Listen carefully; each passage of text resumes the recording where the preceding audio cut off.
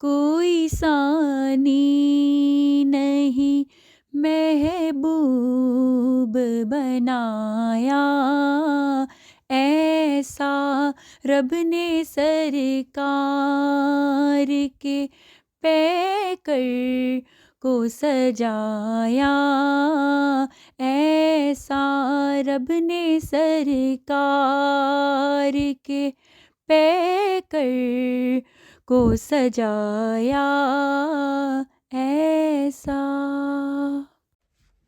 اعوذ باللہ من الشیطان الرجیم، بسم اللہ الرحمن الرحیم۔ رب اشرح لی صدری ویسر لی امری واحلل عقدۃ من لسانی یفقہوا قولی۔ السلام علیکم ورحمۃ اللہ وبرکاتہ۔ معزز ناظرین و سامعین، پروگرام ٹریجر آف نالج میں میں ہوں آپ کی ہوسٹ سعدیہ جہاں زیب۔ اللہ تبارک و تعالیٰ کے فضل و کرم سے اور تاجدار کائنات صلی اللہ علیہ وآلہ وسلم کے نالین پاک کے تصدق سے اور حضور سیدی شیخ الاسلام پروفیسر ڈاکٹر محمد طاہر القادری کی نظر کرم سے آج بک سٹڈی سیشن میں آپ کے ساتھ اعتکاف اور رمضان المبارک کے آخری عشرہ کی فضیلت کے بارے میں بات کروں گی۔ اس ٹاپک کا انتخاب میں نے جس بک سے کیا ہے اس کا ٹائٹل ہے غایۃ الانعام فی بعد زمن الشہور واللیالی والایام، یعنی مختلف مہینوں اور دنوں کے فضائل و برکات، جو کہ شیخ الاسلام پروفیسر ڈاکٹر محمد طاہر القادری کی ایک مشہور و معروف تصنیف ہے۔ معزز ناظرین گرامی، اس بک کا لنک ہم آپ کو ڈسکرپشن میں دیں گے اور اس کو آپ ڈاؤن لوڈ بھی کر سکتے ہیں اور بائی بھی کر سکتے ہیں۔ اب ہم اسٹڈی کا آغاز کرتے ہیں۔ چیپٹر نمبر 8 میں اعتکاف اور رمضان المبارک کے آخری عشرہ کی فضیلت کو شیخ الاسلام نے قرآن و احادیث کی روشنی میں اور ائمہ سلف صالحین کے معمولات کے پیش نظر بڑے ہی منفرد انداز میں بیان فرمایا ہے۔ اعتکاف اور رمضان المبارک کے آخری عشرہ کی فضیلت کے حوالے سے حضرت عائشہ صدیقہ رضی اللہ تعالی عنہا نے فرمایا، جب رمضان کا آخری عشرہ شروع ہوتا تو حضور نبی کریم صلی اللہ علیہ وآلہ وسلم کمر بند کس لیتے، راتوں کو بیدار رہتے اور گھر والوں کو بھی جگایا کرتے۔ یہ حدیث متفق علیہ ہے۔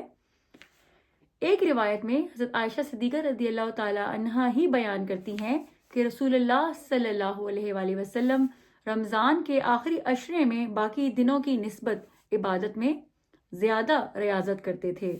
اسے امام مسلم، ترمذی اور ابن ماجہ نے روایت کیا ہے۔ سبحان اللہ، بے شک۔ ایک روایت میں حضرت عائشہ رضی اللہ تعالی عنہا سے ہی مروی ہے کہ انہوں نے فرمایا، جب رمضان کے 10 دن باقی رہ جاتے تو رسول اللہ صلی اللہ علیہ وآلہ وسلم اپنی کمر ہمت کس لیتے۔ حضرت ابو ہریرہ رضی اللہ تعالی عنہ سے مروی ہے کہ حضور نبی کریم صلی اللہ علیہ وآلہ وسلم ہر سال رمضان المبارک میں 10 دن اعتکاف فرماتے تھے، مگر جس سال آپ صلی اللہ علیہ وآلہ وسلم کا وصال مبارک ہوا اس سال آپ صلی اللہ علیہ وآلہ وسلم نے 20 دن اعتکاف کیا۔ یہ حدیث متفق علیہ ہے۔ سبحان اللہ۔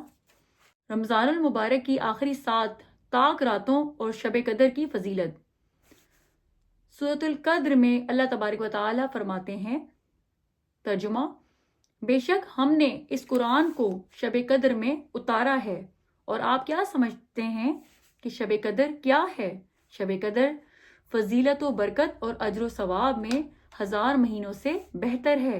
اس رات میں فرشتے اور روح الامین جبرائیل اپنے رب کے حکم سے خیر و برکت کے ہر امر کے ساتھ اترتے ہیں۔ یہ رات طلوع فجر تک سراسر سلامتی ہے۔ بے شک، سبحان اللہ۔ لیلۃ القدر کو یہ نام اس لیے دیا گیا ہے کہ اس رات میں آئندہ سال کے رزق اور اموات وغیرہ کا فیصلہ تقدیر الہی سے کیا جاتا ہے۔ اس تقدیر سے مراد اس کا فرشتوں کے سپرد کیا جاتا ہے۔ یہی اللہ تبارک و تعالیٰ کے اس فرمان سے مراد ہے، بے شک ہم نے اسے ایک بابرکت رات میں اتارا ہے، بے شک ہم ڈر سنانے والے ہیں۔ اس رات میں ہر حکمت والے کام کا جدا جدا فیصلہ کر دیا جاتا ہے۔ ہماری بارگاہ کے حکم سے بے شک ہم ہی بھیجنے والے ہیں، بے شک، سبحان اللہ۔ اس حوالے سے احادیث مبارکہ۔ حضرت عبداللہ بن عمر رضی اللہ تعالی عنہ سے روایت ہے کہ حضور نبی کریم صلی اللہ علیہ وآلہ وسلم کے کچھ اصحاب کو خواب میں رمضان کی آخری 7 راتوں کے اندر شب قدر دکھائی گئی۔ رسول اللہ صلی اللہ علیہ وآلہ وسلم نے فرمایا، میں دیکھتا ہوں کہ تمہارے خواب آخری 7 راتوں پر متفق ہو گئے ہیں، لہٰذا جو تم میں سے اسے تلاش کرنا چاہے وہ آخری 7 تاک راتوں میں تلاش کرے۔ یہ حدیث متفق علیہ ہے۔ بے شک سبحان اللہ۔ حضرت انس رضی اللہ تعالی عنہ سے روایت ہے کہ رسول اللہ صلی اللہ علیہ وآلہ وسلم نے فرمایا، جب شب قدر ہوتی ہے تو جبریل امین فرشتوں کی جماعت کے ساتھ اترتے ہیں اور ذکر الہی میں مشغول ہر کھڑے یا بیٹھے ہوئے بندے پر سلام بھیجتے ہیں۔ اسے امام بہقی نے روایت کیا ہے۔ سبحان اللہ۔ حضرت عائشہ رضی اللہ تعالی عنہا سے روایت ہے کہ میں نے عرض کیا، یا رسول اللہ صلی اللہ علیہ وآلہ وسلم ارشاد فرمائیے، اگر مجھے شب قدر کا علم ہو جائے تو میں اس میں کیا دعا مانگوں؟ آپ صلی اللہ علیہ وآلہ وسلم نے فرمایا، کہو اللہم انکا عفو کریم تحب العفو فاعف عنی، یا اللہ تو بہت معاف کرنے والا کریم ہے، تو عفو درگزر کو پسند کرتا ہے، سو مجھے معاف فرما دے۔ اسے امام احمد بن حنبل نے، ترمذی نے مذکورہ الفاظ سے اور نسائی نے روایت کیا ہے۔ امام ترمذی کہتے ہیں کہ یہ حدیث حسن صحیح ہے۔ سبحان اللہ۔ بے شک شب قدر کی علامت کیا ہے؟ صحیح مسلم میں ہے کہ حضرت ابو ہریرہ رضی اللہ تعالی عنہ بیان کرتے ہیں کہ ایک مرتبہ ہم نے رسول اللہ صلی اللہ علیہ وآلہ وسلم کی بارگاہ میں شب قدر کا تذکرہ کیا۔ آپ صلی اللہ علیہ وآلہ وسلم نے فرمایا، تم میں سے کون یہ بات یاد رکھے گا؟ شب قدر اس شب میں ہے جس میں چاند تشت کے ایک ٹکڑے کی طرح طلوع ہوتا ہے۔ امام ابو الحسن فارسی فرماتے ہیں یعنی 27ویں شب، بے شک چاند اس رات میں اسی صفت کے ساتھ طلوع ہوتا ہے۔ سبحان اللہ۔ لیلۃ القدر میں کون سا عمل افضل ہے؟ اس بارے میں حضور نبی کریم صلی اللہ علیہ وآلہ وسلم رمضان کی راتوں میں تہجد ادا فرماتے، قرآن مجید کی ترتیل کے ساتھ تلاوت فرماتے۔ آپ صلی اللہ علیہ وآلہ وسلم جب ایسی آیت تلاوت فرماتے جس میں رحمت کا ذکر ہوتا تو اس کا سوال کرتے، اگر ایسی آیت کی تلاوت فرماتے جس میں عذاب کا ذکر ہوتا تو اس سے پناہ طلب فرماتے۔ آپ صلی اللہ علیہ وآلہ وسلم رمضان میں نماز، تلاوت قرآن، دعا اور تفکر فرماتے تھے۔ بے شک سبحان اللہ۔ آئمہ سلف صالحین کے ارشادات و معمولات۔ امام کشیری سورۃ القدر کی آیت مبارکہ سلامن ہی حتی مطلع الفجر کی تفسیر کرتے ہوئے کہتے ہیں کہ اس رات میں اللہ تبارک و تعالی نے اپنے دوستوں کے لیے رحمت مقرر کی ہے۔ اس رات میں عبادت گزار اپنی عبادت کے مطابق اجر پاتے ہیں، اور اس رات میں عارفین اپنے معبود کی قدر و منزلت کے مطابق اس کا مشاہدہ کرتے ہیں۔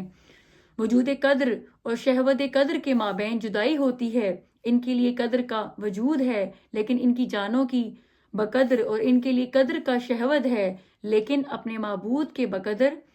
نیز فرمایا لیلۃ القدر خیر من الف شہر، یعنی یہ ایسے 1000 ماہ سے بہتر ہے جس میں لیلۃ القدر نہیں ہے۔ یہ رات اللہ تبارک و تعالیٰ کے دوستوں کے لیے بہت چھوٹی ہے، اس لیے کہ محبوبان خدا اس رات میں اللہ تبارک و تعالیٰ سے ہم کلام ہوتے ہیں۔ بے شک سبحان اللہ۔ امام ایوبی رمضان المبارک کی ہر 23ویں اور 24ویں رات کو عبادت کی تیاری کے لیے غسل کرتے اور خوشبو لگاتے۔ وہ فرماتے، 23ویں رات میں ایسا اہتمام کرنا اہل مدینہ کا معمول ہے، اور 24ویں رات میں ہمارا یعنی اہل بصرہ کا معمول ہے۔ بے شک سبحان اللہ۔ سلف صالحین اس رات کے لیے بالخصوص اہتمام فرماتے تھے۔ حضرت تمیم الداری کے پاس 1000 درہم کا جبہ تھا جسے وہ اس رات زیب تن کرتے، جس میں لیلۃ القدر ہونے کی امید ہوتی۔ حضرت ثابت اور حمید غسل کرتے، خوشبو لگاتے، اچھا لباس زیب تن کرتے اور اپنی مساجد میں صفائی کا خاص اہتمام کرتے تھے۔ بے شک سبحان اللہ۔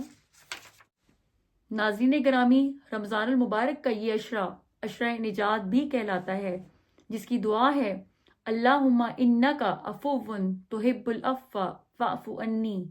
ترجمہ: اے اللہ، بے شک تو معاف کرنے والا ہے، معاف کرنے کو پسند کرتا ہے، بس ہمیں معاف فرما دے۔ آمین ثم آمین۔ اس دعا کے ساتھ آپ سب سے اجازت چاہتی ہوں۔ اللہ نگہبان۔